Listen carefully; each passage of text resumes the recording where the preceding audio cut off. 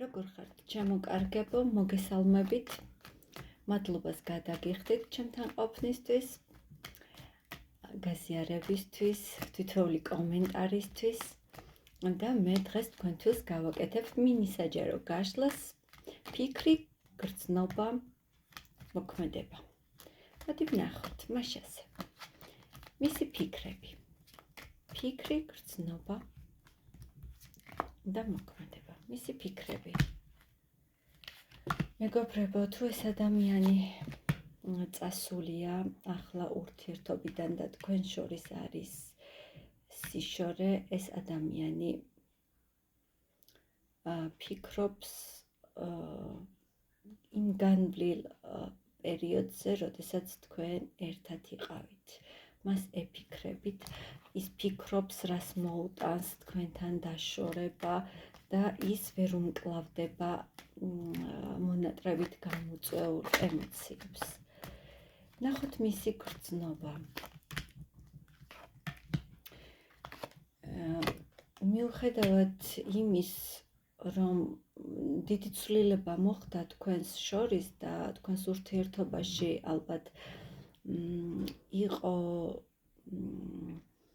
უთანხმოება, რომელმაც რადიკალურად შეცვალა თქვენი ურთიერთობა, ეს ადამიანი მაინც განიცდის ლტოლვას თქვენს მიმართ, თუმცა მას ახლა ესახებით ძალიან ცივ ენერგიებში ფიქრობს ის, რომ თქვენ მასზე ძალიან გაბრაზებული ხართ და ნაწყენი ხართ მასზე.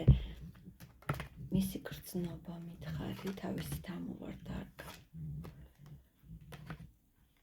მეგობრებო, ამ ადამიანში სრულიად შეიცვალა ის განწყობა, ამ თქვენი დაშორებით ამ ადამიანის ცხოვრებაში, შეიცვალა მისი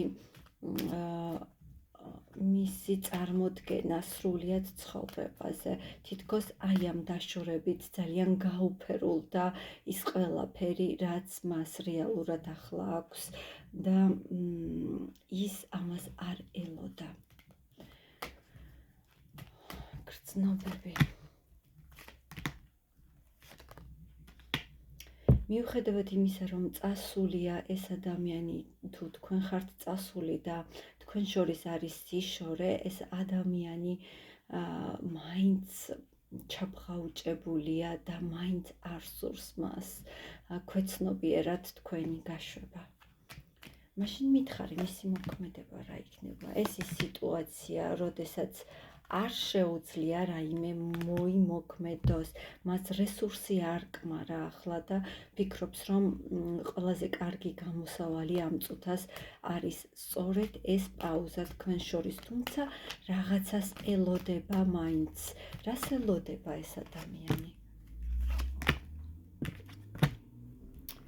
გელოდებათ, მეგობრებო, თქვენ გელოდებათ და ფიქრობს, რომ რაღაც მომენტში მაინც შეძლებს თქვენამდე მოსვლას, ოღონდ აბსოლუტურად ახალი გზებით და ახალი შესაძლებლობებით, თუმცა ეს არ მოხდება ახლო მომავალში.